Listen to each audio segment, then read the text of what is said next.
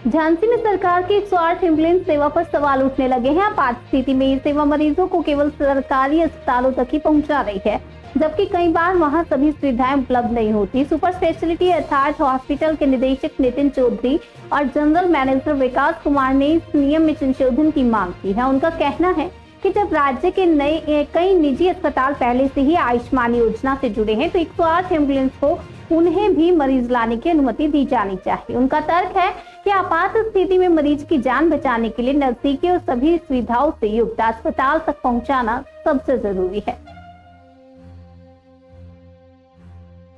जो आपको नोटिस दिया गया, किस प्रकार का ये नोटिस कहेंगे आप? सर, ये नोटिस बेसिकली जिसमें ये हाईलाइट किया गया है कि 108 एम्बुलेंस सर्विसेज जो पेशेंट लेकर आती हैं, यथार्थ में भी लेकर आती हैं, तो ये क्यों लेकर आती हैं और क्या है,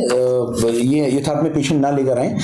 इसके रिगार्डिंग ये नोटिस आया था, जिसमें हम ये बताना चाहते हैं कि कोई भी मरीज जो किसी गंभीर स्थिति में है तो 108 एम्बुलेंसेज नियर बाय अस्पताल में ला सकती हैं। ये एक साजिश है, बेसिकली ये दबाव बनाने की कोशिश है, क्योंकि हम लोग बहुत अच्छी सेवाएं दे रहे हैं यथार्थ की तरफ से और ज्यादा से ज्यादा लोगों को अच्छी स्वास्थ्य सेवाएं बुंदेलखंड में देने की कोशिश कर रहे हैं। तो जो बाहर झांसी में जो अनऑथराइज्ड नर्सिंग होम्स हैं, उन लोगों ने साजिश के तहत ये दबाव बनाने की कोशिश करी है सरकार के ऊपर कि इस मुहिम से यथार्थ के अंदर मरीज भर्ती ना हो पाए, मरीज ना आए, जिससे इन मरीजों को मजबूरी वर्ष झांसी में इन नर्सिंग होम्स में जाना पड़े और इन लोगों की व्यवस्थाएं जो हैं वो जो पहले चल रही थी यथार्थ से पहले, वो अभी भी चलती रहें। तो ये एक तरह का एक षड्यंत्र है जो इन्होंने, जिसके तहत हम लोगों के लिए कोई भी मरीज जो गंभीर स्थिति में है वो जैसे भी आएगा, चाहे वो अपने निजी वाहन से आए, या हम लोगों का फर्ज बनता है हम उसको सेवाएं दें। हम किसी को ये नहीं कह सकते कि अगर कोई गंभीर स्थिति में हमारे पास आता है कि हम उसको सेवाएं देने से मना कर दें, लेकिन एक दबाव बनाने की कोशिश की गई है इस लेटर के थ्रू, जो जिसका एक्चुअली में हमें समझ नहीं आ रहा, क्योंकि अगर ये 108 एम्बुलेंसेज नहीं ले जा सकती तो ये फिर किसी भी निजी अस्पताल में लेके नहीं जानी चाहिए। हमारे पास गंभीर स्थिति में मरीज आते हैं, क्योंकि हमारे हॉस्पिटल की जो लोकेशन है उसके हिसाब से जो भी गंभीर स्थिति में मरीज आएगा, हमारा तो फर्ज बनता है उसको सेवाएं दें। इस पत्र पर अभी तक कोई कार्रवाई की आपने? इस पर अभी हमें इसका एक जवाब देना है, जो हम बहुत शीघ्र देंगे कि हमारे पास जो भी मरीज गंभीर स्थिति में आएगा, हमें उनका जो है ऑफकोर्स इलाज करना है हम, और उसी के लिए हम यहाँ पर हैं। हम किसी भी मरीज को मरने के लिए नहीं छोड़ सकते अगर कोई गंभीर स्थिति में आएगा। अब ये नोटिस आपको ही मिला कि सभी?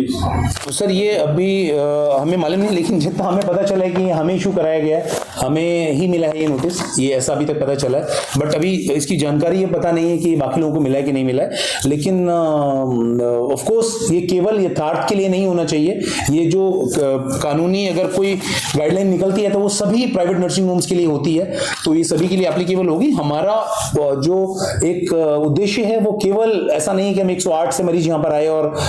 वो हमारे लिए एक मरीज जो भी हमारे अस्पताल में आता है, वो अगर गंभीर स्थिति में है, जिस भी स्थिति में है, हमें उसकी सेवा करना है, उसका इलाज करना, यही हमारा ध्येय होता है। सर, जैसे कि आपने अभी एक बात कही कि हमें साजिशपूर्ण फंसाने की कोशिश की जा रही है, तो क्या आपको किसी पर कोई शक है? सर, किसी एक नर्सिंग होम पे तो हम शक नहीं बोलेंगे, लेकिन ये बातें पहले भी हुई हैं, जहाँ पे जब यथार्थ ने अच्छा काम किया है, अच्छे इलाज की व्यवस्थाएं लोगों को दी हैं, तब यथार्थ पे दबाव बनाकर मरीजों कम हो, यहाँ पर कम मरीजों को सेवाएं मिले, और यथार्थ को बदनाम करने की साजिशें पहले भी की गई हैं और अभी भी ऐसी की जा रही हैं। तो हमें लगता है इसका लाभ, अगर यहाँ मरीज कम होते हैं और मरीज झांसी में जाते हैं, तो इसका लाभ केवल झांसी के उन नर्सिंग होम्स को मिलता है जहाँ पे मरीजों की संख्या गिरी है या जिसपे लोगों ने विश्वास कम किया है और हमारे पे विश्वास बढ़ाया है, तो ऑफकोर्स इसका लाभ भी आपके पास जो नोटिस जारी हुआ है, तो इस नोटिस की आपने जानकारी नहीं की अकेला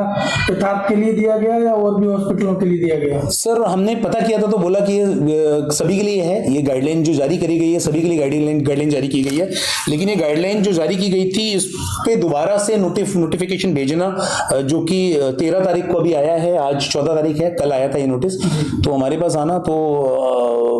अभी तो हमारे पास ही आया है इसका जो हमें पता चला है। तो बट ये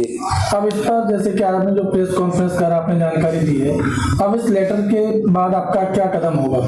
इसके बाद सर हम लोग कोशिश करेंगे कि एक बार उनसे बात करें, और देखिए हमारा उद्देश्य मरीज किसी भी तरह से यथार्थ में पहुंचता है,